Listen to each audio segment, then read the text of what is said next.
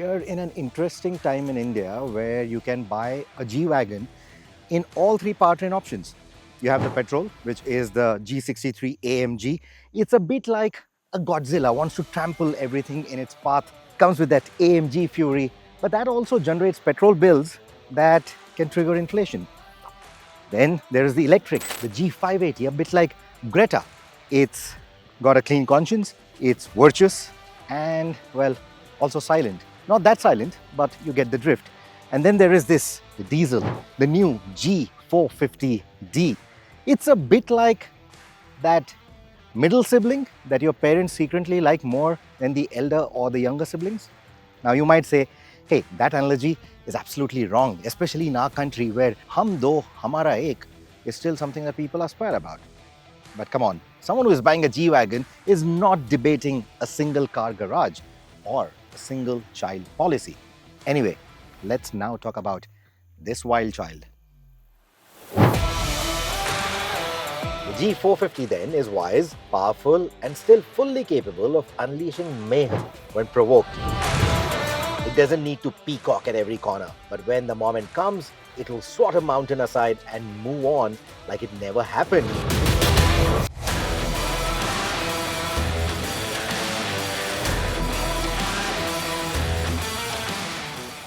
Now let's rewind a little bit. I called the G580 electric the all-rounder in the G-Wagen family. Big torque of an electric, so instantaneous, guilt-free emissions, decent amount of range, and despite all of that, despite the weight, despite the batteries, great off-roading capabilities as well, including the conversation starter, the G-Turn. Perfect blend, right? Except no one bought it. Hardly any sales. So yeah, the Indian market, it does work in some funny ways, but it's a phenomenon we've seen across the globe.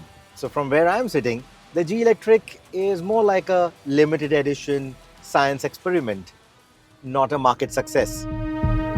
Maybe it was the price, maybe it was the lack of drama, maybe India's G-Wagen faithfuls just aren't ready to talk softly when they can laugh loudly. Either way, the G580's fate is sealed in my books as a limited run experiment.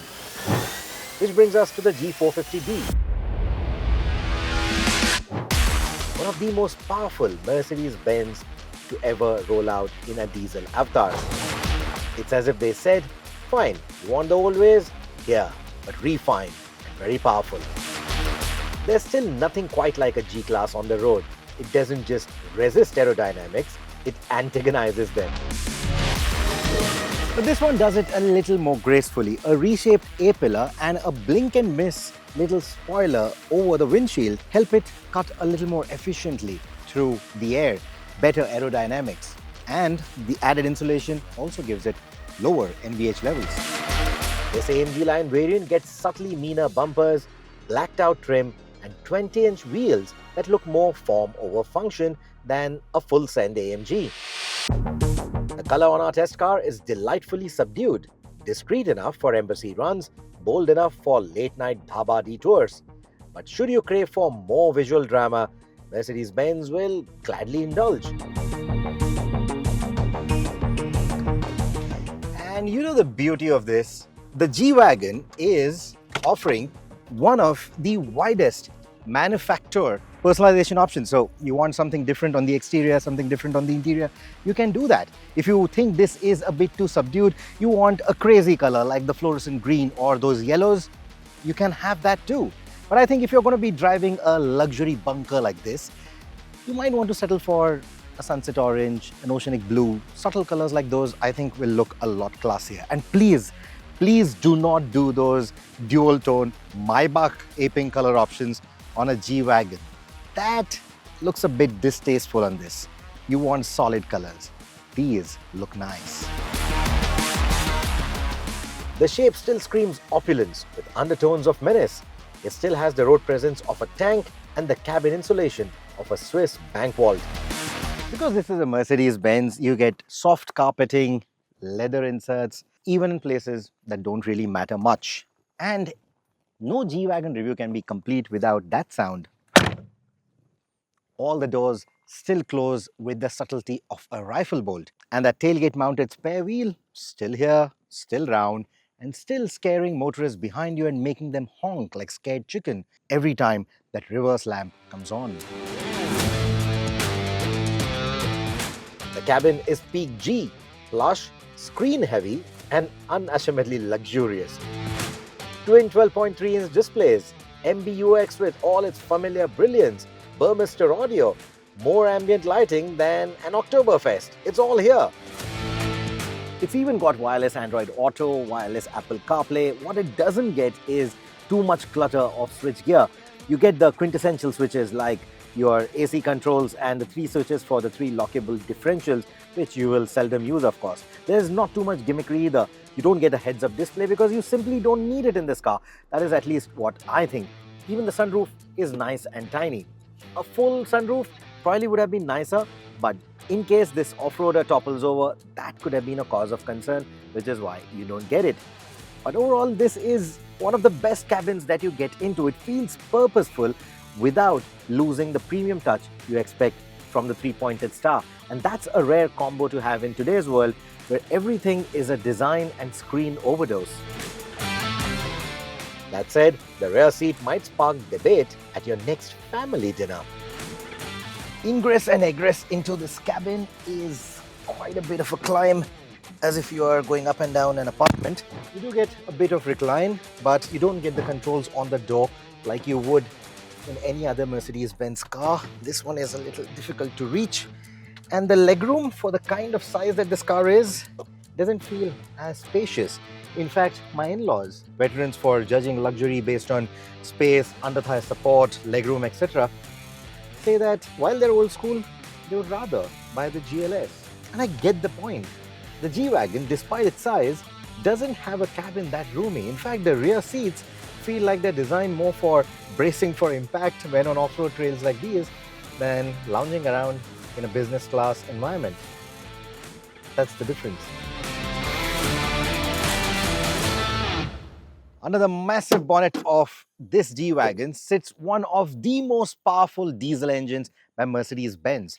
This is a 3-liter inline-6 longitudinally mounted, and it puts out over 367 PS of power and 750 Newton meters of torque. Especially in terrain like this, you will absolutely appreciate it. You'll appreciate the beauty of that torque and how beautifully it is spread across that rev range. There's the ISD2, there's the 48-volt electronics. It gives you the additional 20 PS of boost when you need it. But it's still good old-fashioned torque that's doing most of the heavy lifting, and that's the beauty of it. If you love torque, if you love diesel engines for their torque, you are going to absolutely love this.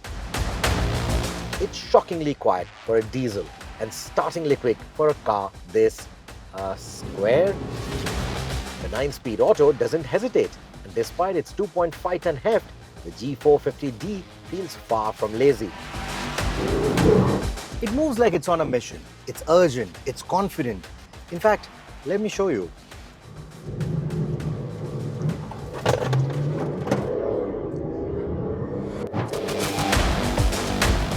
Where the G580 felt tech first and the G63 felt borderline theatrical, this diesel feels just right.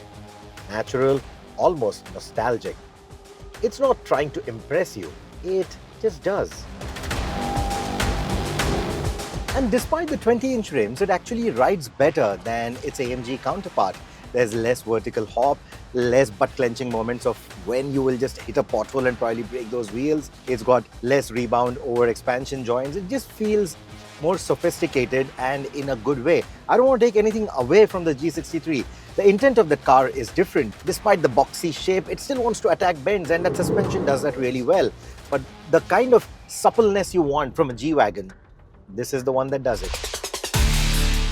The suspension isn't magic carpet smooth, but for a ladder frame brute, it's shockingly civil. And even if it's not an AMG, its handling is not too bad. I mean, it's not unnerving around the bends. Of course, it's not going to be as sharp. It's certainly not going to be as sharp as AMG sports cars or even some of the sportier SUVs from the Mercedes-Benz lineup. It's still a G after all, but Even for a ladder frame chassis like this, even for a ladder frame SUV, a 2.5-ton brick like this, it changes directions quite well.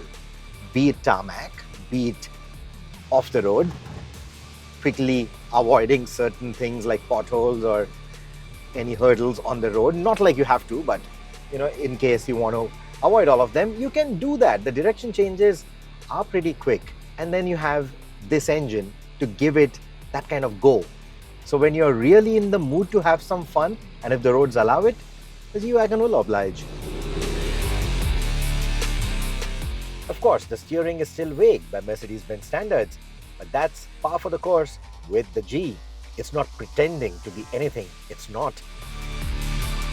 At slow speeds, feels hilariously big. In parking spaces, tight spaces, the turning radius, it's really big, but so is the car. And when it's on the move, in traffic, when people see it approaching, there is that sense of scare on their face. And that definitely massages your ego.